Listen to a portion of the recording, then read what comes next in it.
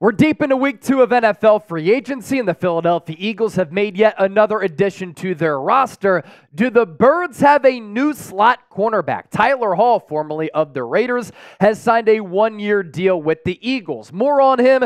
He was a UDFA out of Wyoming in 2020. His pre-draft measurables: shorter player, 5'8". He's listed right now at 5'10". That's probably with some cleats, but he's not going to be an outside guy, and he's played primarily in the slot for the Atlanta Falcons in 2020, where he spent 9 games with Atlanta. He was with the Rams, played 4 games in 2021. That was the year that Sean McVay, Matthew Stafford lifted Los Angeles to a Super Bowl while Aaron Donald was balling out. And then the last 2 years, Hall has played with the Las Vegas Raiders, and this is where he's started to find his footing.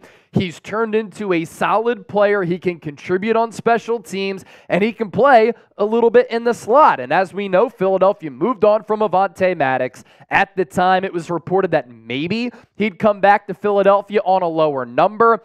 I doubt that Maddox does come back, but slot corner is in need for this Eagles defense under Vic Fangio. It's also a position where there are going to be some really solid players who could play slot nickel in the upcoming 2024 NFL Draft. Limited sample size last year for Hall, and it's the most that he's played by far in his NFL career. He had 104 coverage snaps under Patrick Graham, really good defensive coordinator, by the way, for the Raiders, as well as Antonio Pierce. But within those 104 coverage snaps, the numbers here are pretty solid. An overall grade of 72.7, a run defense grade of 74.7, and a coverage grade of 71.9. So despite him being short, he's not afraid to mix it up in the run game a little bit. Did give up a passer rating of 114.6 for a Raiders defense that was spotty at times, but toward the end of the year, they started to play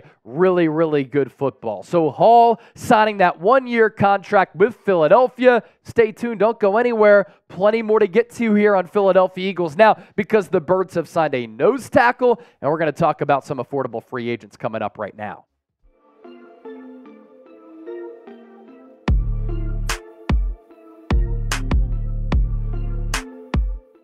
Another fantastic show coming your way on today's Philadelphia Eagles Now. I'm Chase Sr. Thank you so much for hanging out here with us. And everything is presented by Roan. If you're looking for some great menswear like the polo that I'm wearing or some of the dress shirts that I've rocked here on the show, Roan.com/chatsports, 20% off. Coming up on the show here, Philadelphia signing a big nose tackle yesterday. And does that signal a difference in scheme going from Sean Desai, Matt Patricia, to Vic Fangio? I'm going to explain my thoughts behind that. And also, we're going to take a look at some affordable free agent targets for Philadelphia. Let's start off with the newest addition to this Eagles roster. The Birds announcing this on X yesterday, that they have signed the former Penn Stater, PJ Mustipher, to a one-year contract. He is going to take up a lot of real estate on the interior of this Philadelphia Eagles defensive line. He is listed as a nose tackle by the Eagles here. It's very interesting, and it does signal a little bit of a schematic pivot. He's 6'4", 318 pounds. He could be Jordan Davis's backup. So with Davis standing at 6'6", 340 pounds, and Mustipher at 6'4", 318, I think he might be a little bit bigger than that. Eagles are beefing up the trenches here. Mustipher, 25 years old, which is a little bit older for a second-year player, but he did spend 5 years at Penn State in Happy Valley. He was undrafted last year in 2023, signed to the Broncos practice squad, and then he was poached by the New Orleans Saints, put on the Saints active roster where he played 4 games. As I noted, 5 seasons at Penn State. And while he was there, 145 tackles, 11 TFLs, 3 sacks, 2 forced fumbles. He was a 2-time team captain, a first-team Big Ten recipient once, and a second-team Big Ten recipient his last year with Penn State. And the Nittany Lions have done just such a great job with their strength and conditioning program, where they've been able to just churn out a bunch of really good pros. And as part of this conversation, why I wanted to talk about this move, even though it's on the periphery of this roster, is this a sign that the Eagles are moving forward with a 3-4 defense for sure under Vic Fangio? Of course, there were some rumblings there. They ran a little bit of a hybrid scheme under Jonathan Gannon. Last year, it was just a disaster in every way, shape, and form. And when you look at the Eagles roster right now, they have listed Nolan Smith and Hassan Reddick as linebackers. They've listed at defensive end players like Josh Sweat, Bryce Huff, Brandon Graham. And when they sign a player like Mustipher to be a nose tackle, which is kind of an old school position reference going back to like the early 2000s and well before that, when you had these really big players to play the nose on that 3-4 front, I thought it was pretty interesting. Wanted to pass along some thoughts there. Also want to pass along a thank you to all of the real ones for getting us past 73,000 subscribers. I really do appreciate all of the support that you give us every single day here on Eagles Now. Try to give you the most informative, consistent, entertaining, insightful, thought-provoking Eagles content here on YouTube. I kind of like to say it's a hybrid between a radio show, podcast, TV, digital, YouTube. We have a lot of fun. We hit you with some news, but also we want to entertain you here on the program as well. So thank you again for your continued support. Let's keep it moving. 100,000 subscribers next football season. Silver plaque coming to the Chat Sports Studios. That'll be pretty awesome. As I mentioned off the top of the show, Philadelphia Eagles Now sponsored by Roan. You see that fresh polo on the screen. I'm wearing one of the fresh polos as well as part of the Roan commuter collection.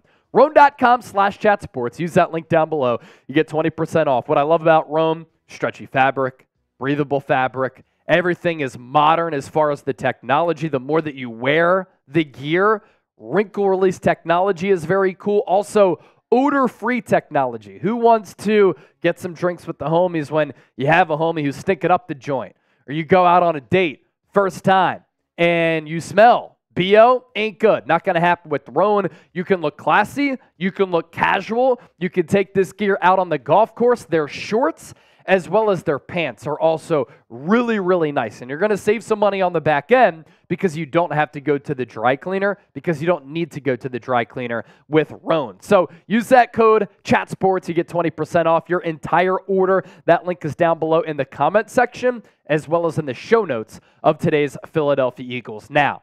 Let's take a look at some affordable free agent targets here. Clyde Edwards-Helaire is certainly an interesting addition here for this Eagles team potentially.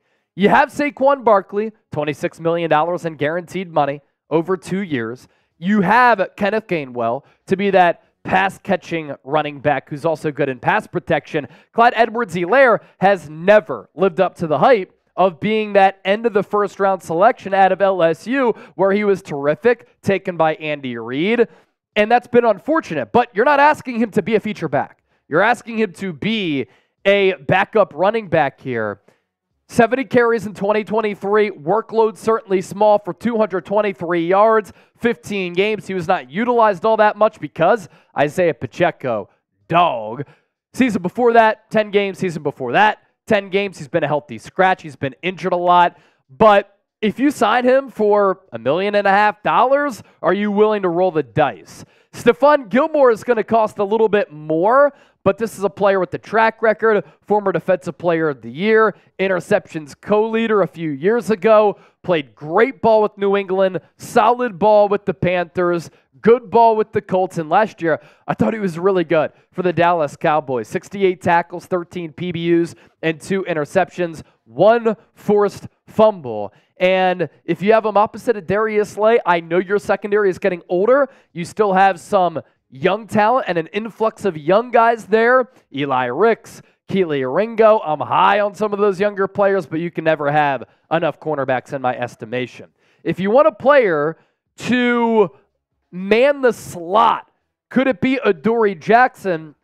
even though Philadelphia just made an addition to their roster in bringing in a slot corner in Tyler Hall. Adoree Jackson has return experience. He's played at a high level at points of his career. He's gotten paid last year with New York, 63 tackles, an interception, 8 pass breakups. Man in the slot, 5'11", 185. He's shown that he can certainly do that and play well and excel at that position. Sticking in the secondary here, and that's really the theme of this, Eddie Jackson thrived, flourished under Vic Fangio. He was an all-pro in 2018 during that double doink season. Thank you so much, Cody Parkey. No good, as Merrill Reese would say. And Eddie Jackson is at the tail end of his career. He's not playing at that all-pro level any longer. And 2018 was a long time ago. 2019, he was a Pro Bowler. He did have a Liz Frank injury in 2022, so that's why you see the 12 games played there, the 12 games played in 2023. But at the end of this past year, I thought he was starting to turn a corner a little bit and play some solid football. He can start still at this level. Xavier Howard, cornerback, played under Vic Fangio last year with Miami, another player who is getting older. And a lot of these players outside of Clyde Edwards-Helaire are certainly older, longer in the tooth. But Xavier Howard used to be one of the premier corners in this game, a team captain for the Miami Dolphins, so respected in that locker room. In 2023, step back, but if taking a step back means that you could still have 12 PBUs and 1 pick and understand Vic Fangio's complex scheme, pretty damn good. And the pass breakup numbers year by year, 12, 12, 16, 20, 10 interceptions all the way back in 2020. It's very hard to find those types of numbers for a cornerback out there at the NFL level. Goes to show you how well he performed. Which of these players interest you? Let me know down in the comment section right now. As always, thank you for watching. Don't forget to hit that sub button. Let's continue to grow. 73K subs. Man, that's awesome.